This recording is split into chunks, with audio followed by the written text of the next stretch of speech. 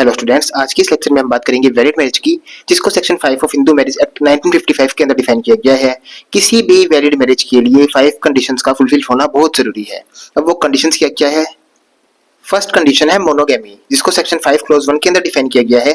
Neither party should have a living spouse at the time of the marriage. मतलब शादी के time पे boy या फिर गर्ल, किसी भी पार्टी का कोई भी लिविंग स्पाउस मतलब हस्बैंड या वाइफ नहीं होना चाहिए। हिंदू मैरिज सिर्फ एक पार्टनर को एक टाइम पे रखने की परमिशन देती है। आप दूसरी शादी तभी कर सकते हैं जब आपका डिवोर्स या फिर आपके पार्टनर की डेथ हो गई हो, अदरवाइज दूसरी शादी पॉसिबल नहीं है एज पर Hindu marriage.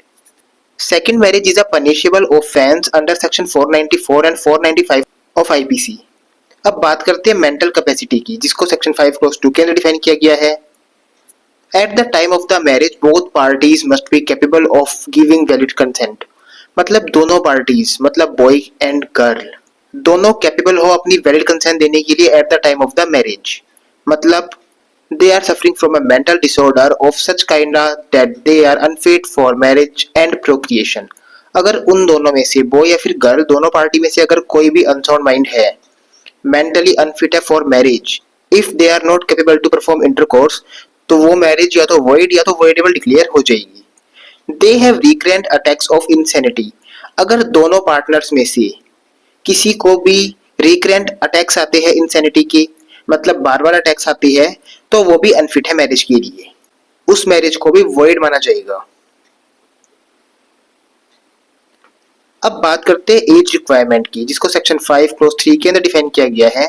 The groom must be at least 21 year old and the bride must be least 18 year old. मतलब जो बॉय है उसकी एज 21 डिसाइड की गई है, एंड जो ब्राइड है मतलब जो गर्ल है उसकी एज एटलीस्ट 18 ईयर ओल्ड होनी चाहिए मैरिज के लिए। अगर कोई भी अपनी लीगल एज से कम के अंदर मैरिज करता है तो ये एक पनिशेबल ऑफेंस है under the प्रोहिबिटेशन of child marriage act 2006 के अंदर।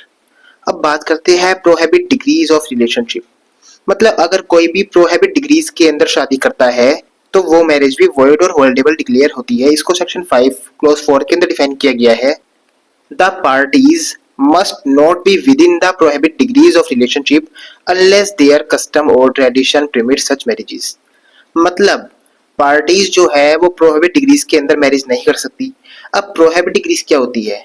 इसके अंदर full blood and half blood relationship आ जाती है, मतलब भाई बहन का, अंकल नीस का एक्सेट्रा। अगर इनके अंदर मतलब प्रोहिबिट डिग्रीज के अंदर कोई शादी करता है तो वो मैरिजेस भी वॉइड और वॉइडेबल होती है। एग्जाम्पल यहाँ पे दिए गए हैं। A marriage between a brother and sister by blood adoption or half blood is prohibited। मतलब ब्रदर सिस्टर अंकल नीस जो भी क्लोज रिलेशन होती है, बाय ब्लड अडॉप्शन और हाफ ब्लड जो रिलेशन होती है, उनके अंदर मैरिज अलाउड नहीं है। बट एक कंडीशन में की जा सकती है, अगर कस्टम्स और ट्रेडिशन परमिशन देती है इस चीज की तो मैरिज की जा सकती है इन प्रोहिबिट डिग्रीज। अब बात करते हैं सपिंडर रिलेशनशिप की, जिसको सेक्शन 5 क्लॉज 5 के अंदर डिफाइन किया गया है। The parties must not be subpoenas of each other unless permitted by customs। मतलब फर्स्ट ऑफ ऑल सपिंडर रिलेशनशिप होता क्या है? सपिंडर रिलेशनशिप के अंदर बॉय की 5 जनरेशन एंड गर्ल की 3 जनरेशन काउंट की जाती है, जिसके अंदर बॉय के फादर, फादर के फादर, उनके फादर के फादर, ऐसे 5 जनरेशन काउंट होती है। एंड गर्ल की 3 जनरेशन काउंट होती है, गर्ल की मदर, मदर की मदर, ऐसे 3 जनरेशन।